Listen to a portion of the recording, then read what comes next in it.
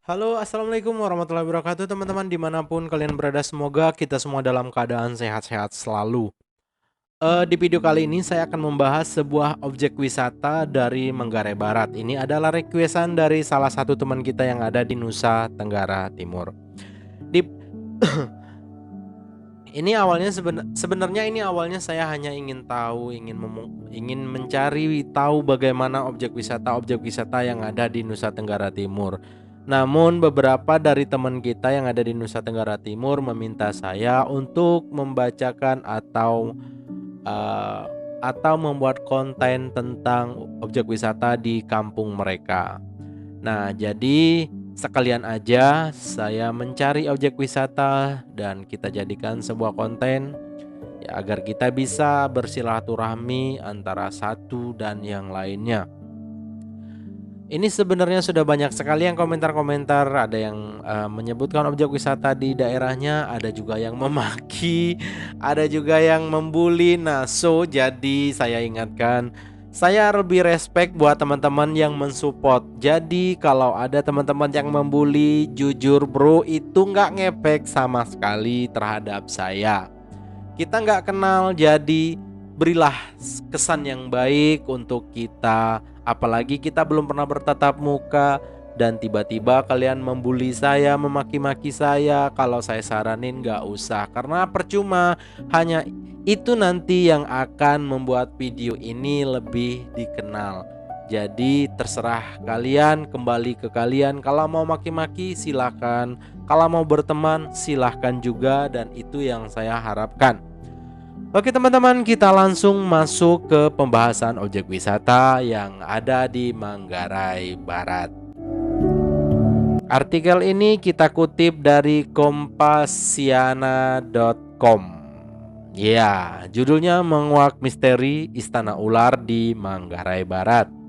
Oke teman-teman, saya akan bacakan artikelnya dan sekalian kita berdiskusi sewaktu saya membaca video ini.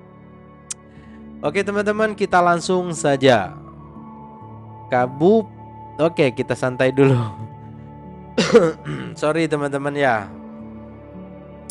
Kabupaten Manggarai Barat atau Mabar merupakan surga kecil di Flores Barat, NTT, Nusa Tenggara Timur ya. Selain komodo yang sudah mendunia, pantai yang indah, persawahan dan juga objek wisata lainnya juga memiliki Istana Ular. Istana Ular ini letaknya di Desa Galang, Kecamatan Welak, persisnya berada di tengah-tengah antara kota Labuan Bajo dan ibu kota Mabar dan Ruteng. Ibu kota Kabupaten Manggarai. Untuk menuju ke Istana Ular ini jika berkendara dari Desa Wol dapat ditempuh dengan jarak 5 km dan memakan waktu kurang lebih 1 jam. Oke, kita bahas dulu beberapa bait di sini. Berarti desa yang dimaksud untuk lokasi Manggarai Barat ini itu terletak di tengah-tengah sepertinya teman-teman. Teman-teman bisa browsing lagi nanti untuk menambah wawasan, untuk nambah pengetahuan juga, dan saya akan langsung membacakan bait berikutnya. Tempat hunian ular yang berbentuk gua ini menjadi rumah bagi puluhan hingga ratusan ular dari ukuran terkecil hingga yang sangat besar. Warnanya juga sangat beragam. Jika tiba di depan pintu gua, salah satu pawang tetua adat yang benar-benar tahu seluk-beluk gua tersebut melaksanakan ritual adat terlebih dahulu dan menaruh sebutir telur ayam kampung. Nah, oke, kita bahas dulu yang ini teman-teman. Tempat hunian ular yang berbentuk gua ini menjadi rumah bagi puluhan hingga ratusan ular dari ukuran terkecil hingga yang sangat besar. Warnanya juga beragam. Jika kita tiba di pintu gua, salah satu pawang melaksanakan ritual adat terlebih dahulu dan menaruh sebutir telur. Oke, jadi pertanyaan saya seperti ini teman-teman. Apakah setelah kita akan masuk ke gua tersebut, kita akan dijampi-jampi? Maksudnya ya diritualkan lah gitu oleh si pawang ini. Nah, jadi pertanyaannya begini, apakah pawang ini setiap hari di situ? Kalau misalkan yang datang ke gua itu satu orang, apakah juga akan dilakukan hal yang sama? Mungkin yang bisa menjelaskan orang daerah sini. Monggo yang daerah sini di komentar pertanyaan pertama tadi sekalian dijawab. So, kita lanjut ke bait yang berikutnya. Dalam ritual itu, pawang tersebut meminta sejumlah ular menunjukkan keberadaan mereka. Tujuan lain dari diadakannya ritual tersebut ialah meminta izin dan supaya pengunjung dan siapapun yang pulang dari gua tidak mengalami kejadian yang tidak diinginkan. Artinya pengunjung juga tidak asal nyerocos masuk ke dalam gua, karena bisa berakibat fatal dan mengancam keselamatan. Oke, dari bait sini kita sudah bisa mencerna berarti sangat mistis di daerah ini, khususnya di dalam gua tersebut. Apakah ini pertanyaannya, apakah sudah adakah yang pernah mengalami hal-hal yang tidak diinginkan? Contohnya misalkan kesurupan atau bagaimana? Sok dijawab teman-teman yang di daerah sini. Oke teman-teman, kita lanjut ke bait berikutnya. Usai melakukan ritual, sebisanya membawakan senter dan atau telepon genggam yang memiliki senter untuk menerangi kita di dalam gua yang panjangnya tak berujung. So, mulai dari sini saya langsung timbul pertanyaan. Berarti di dalam gua ini tidak difasilitasi lampu atau obor ya teman-teman ya, sepertinya. Oke, kita lanjut. Kemudian gua yang panjangnya tak berujung. Apakah belum ada yang tahu berapa panjang guanya, atau mungkin apakah belum ada yang coba masuk dan mentok ke ujung? Nah, itu pertanyaan dari saya. Oke, kita lanjut teman-teman. Mulut gua tersebut tak terlalu besar, diameternya sekitar 5 meter. Pengunjung biasanya bisa masuk sambil berdiri tanpa harus merunduk. Oke, berarti lumayan tinggi. Rata-rata orang Indonesia itu 2 meter, 2 meter setengah ya. Mungkin oke, dikarenakan tingginya, kalau nggak nunduk berarti tinggi diameternya 5 meter kali 5 meter. Oke, bisa. Oke, ini penulisnya mengakui, pengalaman saya dulunya jalan kecil di dalam gua ini memang cukup becek. Dan menurut teman saya yang baru pulang berkunjung ke sana, memang masih becek adanya. Biasanya sekitar 10 meter jarak dari pintu masuk gua, kita bisa menemukan sejumlah ular yang sedang tertidur. Biasanya sekitar 10 meter jarak dari pintu gua. Berarti kita belum masuk goa, kita sudah disajikan oleh ular-ular yang sedang tertidur. Nah, mantap, ekstrim. Oke, kita lanjut ke bait berikutnya. Perbedaan temperatur sangat terasa, sedikit panas dan gerah, hingga bau yang asing. Selain ular, pada bagian atap gua kita bisa lihat ribuan kalong kampret yang berterbangan. Oh iya ya, paham. Ini seperti di film-film gitu teman-teman. Kalau kita baru masuk gua itu ada kampret itu berterbangan di atas. Lanjut. Ketika sampai di dalam, kita bisa menjumpai ular dalam jumlah banyak dengan warna yang beraneka ragam. Dan konon menurut warga desa setempat, terdapat hanya satu ular berwarna putih dengan ukuran besar dan memiliki bobot tubuh yang panjang mencapai 23 meter. Dan ular putih ini jarang sekali terlihat di dalam goa, hingga diyakini bahwa ular putih ini menjadi ketua atau raja dari ular-ular yang ada. Wow, ini menarik sekali teman-teman. Ayo kita kupas di sini teman-teman ya.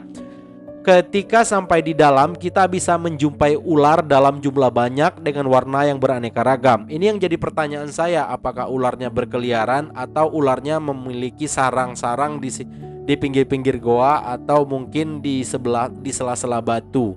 Itu pertanyaan pertama untuk bait yang ini. Kemudian kita lanjut lagi, ular yang berwarna putih dengan ukuran besar dan memiliki bobot tubuh yang panjang mencapai 23 meter dan ular putih ini jarang sekali terlihat. Oke, di sini saya akan bahas jarang sekali terlihat dan panjangnya yang 23 meter. Ular dengan panjang 23 meter itu kira-kira berapa lingkarannya? Oke. Ya, kita hanya bisa menebak sambil memejamkan mata dan menghayal kalau kita bisa ketemu. Kemudian kita lanjut lagi teman-teman, ular ini jarang sekali terlihat di dalam gua. Kenapa bisa jarang sekali? Apakah gua itu mempunyai banyak cabang sehingga kita tidak bisa menebak ular itu lagi berada di mana? Atau memang ularnya dalam tanda kutip, bisa hilang kemudian kapan ia ingin menunjukkan wujudnya maka ia akan terlihat. Monggo dijawab teman-teman. Kemudian kita lanjut ke bait berikutnya. Menurut penuturan warga desa setempat, Pak Ari yang kebetulan kepala desa di sana, bahwa ular di dalam istana seringkali keluar masuk. Namun jika banyak orang berkunjung, ular enggan untuk keluar. Oke, ya. Sepertinya di sini ular yang terdapat di dalam goa ini teman-teman sudah akrab dengan manusia atau mungkin sudah terbiasa dengan hadirnya manusia. Jadi mereka tidak merasa terancam lagi dengan adanya manusia. Oke, saya mulai paham di sini ya. Oke teman-teman, ini bentuk penampakan gambar di dalam goa tersebut ya. Kita coba lihat gambarnya. Nah, ini ada telurnya tadi. Wah, seperti ini. Ini seperti nggak terurus ya teman-teman ya. Oh, di dalam goanya juga ada ada pohon, akar-akar pohon. Oke. Kita lanjut ke page berikutnya teman-teman ya. Oke, kita lanjut ke page berikutnya. Mudah-mudahan informasi di page berikutnya ini bisa lebih memberikan kita wawasan. Oke, kita lanjut. Warga setempat di Desa Galang menamai Warga setempat di Desa Galang menamai istana ular lantaran ditemukannya banyak sekali ular yang dipimpin oleh ular putih raksasa tersebut. Selama musim penghujan, ular-ular tersebut kelayapan keluar dari gua. Wow. Wah, ngeri juga cuy. Oke, kita lanjut. Setelah mereka memangsa ternak warga seperti ayam, anjing, kambing, dan sebagainya, para ular ini akan kembali lagi ke dalam gua. Tapi ular-ular ini sama sekali tidak pernah memangsa manusia. Perihal warga desa yang bermukim di sekitarnya. Oke. Ya, kembali lagi seperti yang saya ceritakan di awal. Sepertinya ularnya itu sudah sangat dekat dengan manusia. Kita lanjut. Ular-ular yang ada di dalam gua tersebut baik-baik dan juga ramah. Wow. Ini penulisnya kok bisa tahu kalau ular ini ramah bagaimana? Apakah ularnya pernah menyapa gitu atau bagaimana ya? Oke. Asalkan kita tidak mengganggunya juga. Yang tidak kalah pentingnya ialah para pengunjung tidak diperbolehkan untuk mencuri telur ataupun anak ular di dalam gua, karena akan berakibat fatal dan sama halnya dengan bunuh diri. Oke teman-teman, ini di sini timbul pertanyaan, apakah sudah ada yang pernah mencoba atau bagaimana? Ya saya juga nggak tahu ya, mungkin teman-teman bisa jelaskan. Begitulah kisah warga desa setempat menceritakan keberadaan istana ular yang dibalut unsur mistis. Berikut video lengkapnya. Oke, ini videonya. Oke teman-teman, di sini saya tidak bisa simpulkan, tapi setidaknya di konten ini saya mempunyai sedikit wawasan lagi, dan wawasan saya bertambah dengan tak adanya informasi-informasi dari teman-teman yang mempunyai objek wisata di daerahnya. Jadi kalau misalkan ada teman-teman yang objek wisatanya ingin kita kupas atau kita bahas, tulis aja di kolom komentar, kita akan cari tahu dan kita akan kepoin sama-sama ada apa aja, dan kita tanya apakah benar apa yang dia ceritakan atau mungkin hanya fiktif belaka. Oke teman-teman, mungkin cuma itu informasi yang bisa saya berikan. Buat yang belum subscribe, monggo klik tombol subscribe-nya. Ini saya buka, ini adalah Facebook saya. Buat teman-teman jangan lupa di-add, karena berteman adalah cara kita untuk bersilaturahmi. Saya Arianto Channel pamit undur diri. See you next video. Dadah.